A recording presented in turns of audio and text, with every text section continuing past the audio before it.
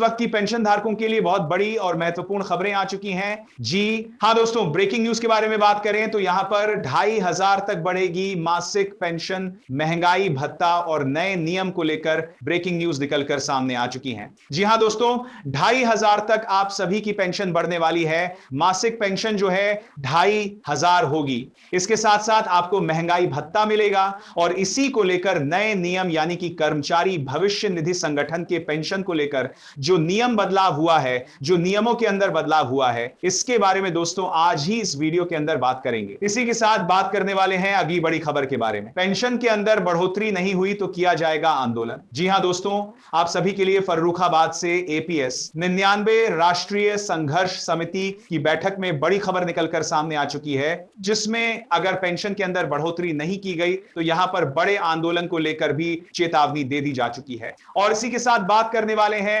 11 सालों के बाद यहां पर पीएफ के नियमों के अंदर होने जा रहे हैं बड़े बदलाव। तो आखिरकार 11 साल के बाद पीएफ के नियमों के अंदर कौन कौन से बदलाव होने जा रहे हैं, कब से ये बदलाव लागू होंगे और इसका फायदा सभी कर्मचारी और पेंशन धारकों को किस तरीके से देखने को मिलेगा, इसके बारे में भी आज इस वीडियो के अंदर बात करेंगे। इसीलिए आप सभी पेंशन धारकों से निवेदन करते हैं कि दोस्तों आज की इस वीडियो को आप शुरुआत से लेकर अंत तक पूरा जरूर देखिएगा। और इसी के साथ चैनल पर नए हैं तो चैनल को सब्सक्राइब कर दीजिएगा और वीडियो को एक बार लाइक जरूर कर दीजिएगा। तो चलिए बिना किसी देरी के सबसे पहली बड़ी अपडेट की ओर चलते हैं, जानते हैं उस ब्रेकिंग न्यूज के बारे में। आप सभी के लिए आई ताजा खबर के बारे में, जिसमें 2500 तक आप सभी की हर महीने की मासिक पेंशन के अंदर बढ़ोतरी को लेकर बड़ी खबर आई है और इसके साथ महंगाई भत्ता और नए नियमों को लेकर बात कही गई है। यानी कर्मचारी भविष्य निधि संगठन के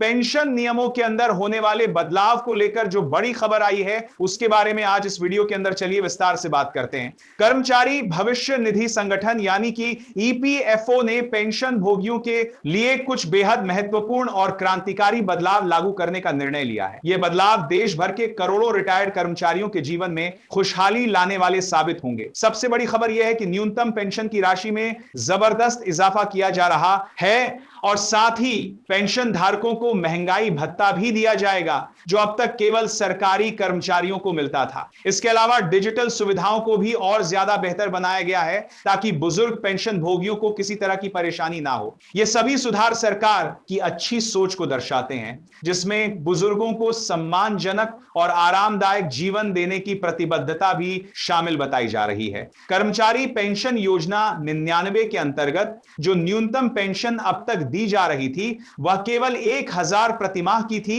यह राशि आज की महंगाई के दौर में बिल्कुल भी पर्याप्त नहीं है और इसी को ध्यान में रखते हुए ईपीएफओ ने ऐतिहासिक निर्णय लेते हुए न्यूनतम पेंशन को बढ़ाकर 7000 यानी 7000 प्रतिमाह करने की घोषणा की है। यह लगभग 7 गुना की बढ़ोतरी है, जो वास्तव में बहुत बड़ा कदम है। इस बदलाव से लगभग 62 लाख से अधिक पेंशन धारकों को सीधा फायदा मिलेगा। पिछले 10 सालों में यह पहला मौका है कि जब इतनी बड़ी वृद्धि करने जा रहे हैं। संसद की एक स्थायी समिति ने अपनी रिपोर्ट में यह बात उठाई थी कि जीवन यापन का खर्च कई गुना बढ़ चुका है और 1000 की पेंशन में किसी भी बुजुर्ग का गुजारा संभव नहीं है। इस नई पेंशन राशि के लागू होने की पूरी उम्मीद बताई जा रही है। अब तक महंगाई भत्ता केवल केंद्र सरकार और राज्य सरकार के कर्मचारियों को ही मिलता था, लेकिन अब ईपीएफओ से पेंशन पाने वाले सभी लोगों को यह सुविधा दी जाएगी। यह वाकई में एक क्रांतिकारी कदम है, क्योंकि इससे निजी क्षेत्र में काम करने वाले रिटायर्ड कर्मचारियों को भी वही सुविधा मिलेगी जो सरकारी कर्मचारियों को मिलती थी। महंगाई भत्ता राष्ट्रीय उपभोक्ता मूल्य सूचकांक से जुड़ा होगा, जिसका मतलब है कि जब भी बाजार में महंगाई बढ़ेगी तो उसी अनुपात में पेंशन भोगियों को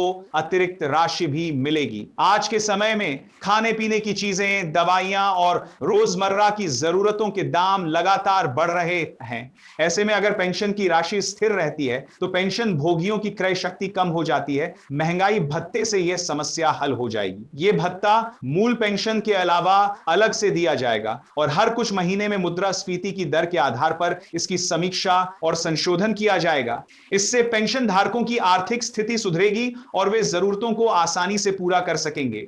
ईपीएफओ ने अपनी डिजिटल सेवाओं को आधुनिक बनाकर बेहद सुगम और तेज बना दिया है। अब 60% से भी ज्यादा मामलों का निपटारा स्वचालित प्रणाली के माध्यम से किया जाता है, जिससे समय की काफी बचत हो गई है। पहले जब कोई दावा करता था, कागजी कार्रवाई ज्यादा होती थी, फॉर्म रद्द हो जाते थे, अनावश्यक चक्कर लगाने पड़ते थे। अब यह जरूरत खत्म हो गई है, जिससे बुजुर्गों को काफी ज्यादा और जल्दी राहत मिलेगी। जब न्यूनतम पेंशन 1000 से बढ़ाकर 7000 हो जाएगी, तो बुजुर्गों के जीवन में व्यापक बदलाव आने वाले हैं। वे अपनी दवाइयों का खर्च उठा सकेंगे, पौष्टिक भोजन खरीद सकेंगे, अन्य बुनियादी जरूरतों को बिना किसी मदद के आसानी से पूरा कर सकेंगे। करोड़ों पेंशनधारी इन सुधारों का बेसब्री से इंतजार कर रहे हैं। उम्मीद की जा रही है कि आने वाले समय में और भी ज्यादा सुधार किए जा सकते हैं। इसी के साथ जरूरी सलाह और सावधानियों को लेकर बात करें तो सभी पेंशन धारकों को सलाह दी जाती है कि अपने बैंक खाता विवरण मोबाइल नंबर ईपीएफओ के पोर्टल में अपडेट रखें, ताकि बढ़ी हुई पेंशन और महंगाई भत्ता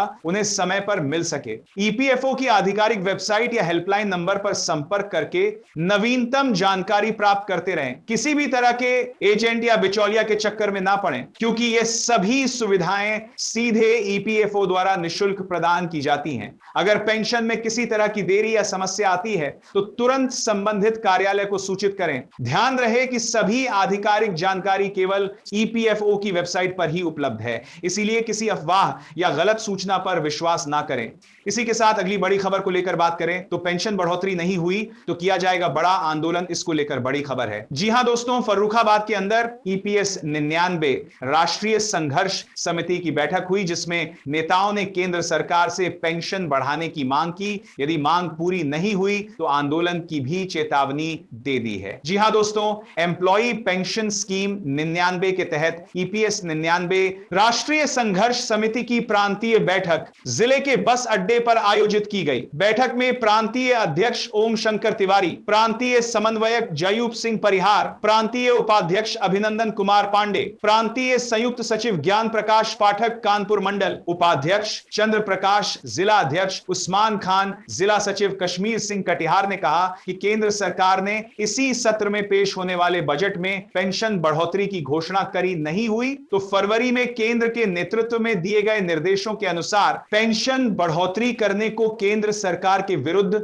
दिल्ली के अंदर आंदोलन किया जाएगा, बड़ा प्रदर्शन किया जाएगा। इस बीच दोस्तों, बड़ी खबर की बात करें तो 11 साल बाद यहां पर पीएफ के नियम बदलेंगे, इसको लेकर निकलकर सामने आ चुकी है बड़ी खबर। जी हां दोस्तों, कर्मचारी भविष्य निधि संगठन यानी कि ईपीएफओ के नियमों के अंदर जल्द ही बड़ा बदलाव हो सकता है। यह बड़ी खबर आई है खासकर 15,000 की वेतन सीमा यानी कि वेज लिमिट को बढ़ाने को लेकर, जिस पर सुप्रीम कोर्ट ने केंद्र सरकार को 4 महीने में फैसला लेने का निर्देश दे दिया है, जिससे लाखों कर्मचारियों को फायदा होगा और 25,000 या उससे ज्यादा होने की संभावना है, जो 11 साल बाद पहला बड़ा बदलाव होगा, जिससे ज्यादा लोग पेंशन और पीएफ के दायरे में आएंगे और पेंशन के नियमों में भी कुछ बदलाव होने वाले हैं। देखिए, मुख्य बदलाव और संभावनाओं को लेकर बात करें तो सबसे पहला है वेतन सीमा में बढ़ोतरी। जी हां दोस्तों, वर्तमान सीमा 15,000 है जो कई साल से लागू है, और संभावित नई सीमा की बात करें तो यहां पर 25,000 या उससे ज्यादा तक बढ़ाई जा सकती है, जिससे ज्यादा कर्मचारी ईपीएस और ईपीएफ के दायरे में आएंगे और इसका प्रभाव ज्यादा कर्मचारी पेंशन योगदान कर पाएंगे, और जिसके बाद रिटायरमेंट के बाद आपको ज्यादा पेंशन मिलेगी। दूसरा है पेंशन यानी कि ईपीएस के नियम सुप्रीम कोर्ट के निर्देश के बाद सरकार इस पर विचार कर रही है,